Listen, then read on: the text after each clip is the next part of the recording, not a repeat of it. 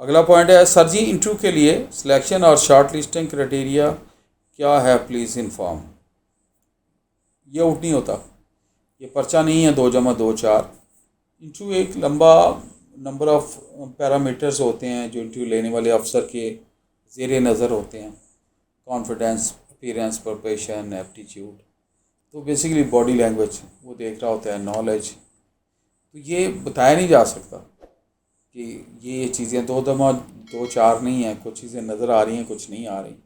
اس کا کرائٹیریا ہے کہ انٹرویو کیسے دینا چاہیے وہ آپ کو پتہ ہونا چاہیے. تو پھر خود ہی آپ اس پہ بار بار ریہرسل کریں گے، کانفیڈنس جنریٹ کریں گے، محنت کریں گے. جیسے آپ کو پتہ ہے انٹرویو کا تو آدھا پرچہ ویسے ہی آؤٹ ہوتا ہے. ویسے انٹرویو والے نہیں پوچھ رہے ہیں آپ کو پلیز انٹروڈیوس یور سیلف. اس وقت اگر آپ سوچ کے بتائیں کہ میری امی نے ایم اے انگلش کیا، نہیں سر سوری ایم اے اسلامیات کیا، نہیں سوری ایم اے عربی کیا، تو اگلا بیٹھے بیٹھے دیکھ لے کہ یار اس کو امی جی کی ڈگری کا تو پتہ نہیں.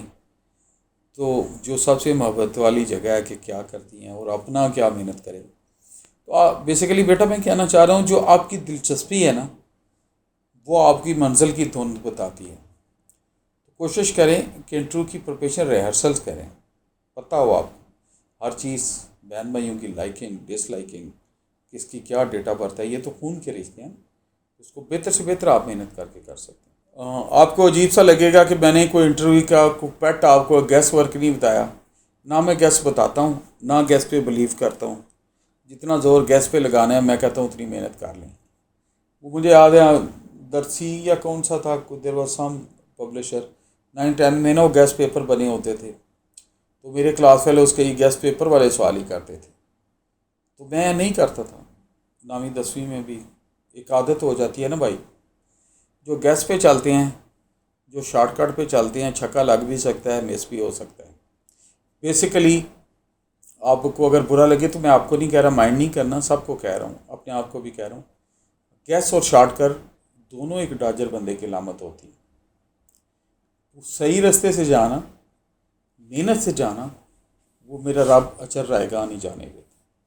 تو یقیناً میری ویڈیو ٹیم بھی، آئی ٹی ٹیم بھی اس پہ زور دے گی کہ یہ محنت کی ویڈیو ہے کہ زندگی میں کامیاب ہونے کے لیے محنت کتنی ضروری ہے. ڈاجر، شارٹ کٹ کرنے والے سست لوگ، ایک دفعہ کو 3 دفعہ کھلوانے والے لوگ، اور دائیں بائیں بات سن کے اگنور کرنے والے لوگ، چاہے وہ بیٹے ہوں، بچے ہوں، اسٹوڈنٹس ہوں، پھر بات بھول جانے والے لوگ، پر کھڑے ہو کے بات نہ سننے والے لوگ، پھر ٹائم پہ اٹھ کے اسکول نہ جانے والے لوگ، یہ سارے وہ لوگ ہیں جو محنت سے آری ہوتے ہیں اور محنت سے وہ آنکھ چرا رہے ہوتے ہیں. جو ایک دفعہ بات کہنے سے نہیں کام کرتے وہ کیسے کامیاب ہو سکتے ہیں، چاہے میرا بیٹا ایان ہو چاہے کوئی اور ہو.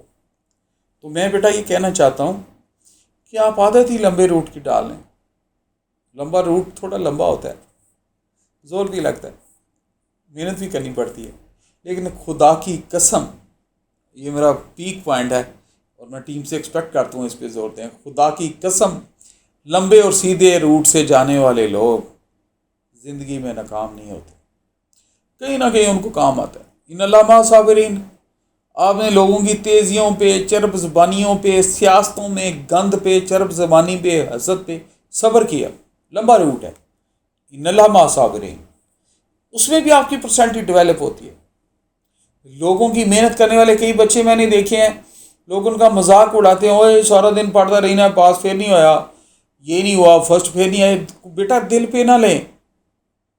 یہ جو ڈی گریڈ کرنے والے لوگ، ڈی موٹیویٹ کرنے والے لوگ، یہ شیطان ہوتے ہیں، یہ ایول ہوتے ہیں. میں نیگیٹو ورڈ کم یوز کرتا ہوں، بس اللہ ان کو ہدایت دے.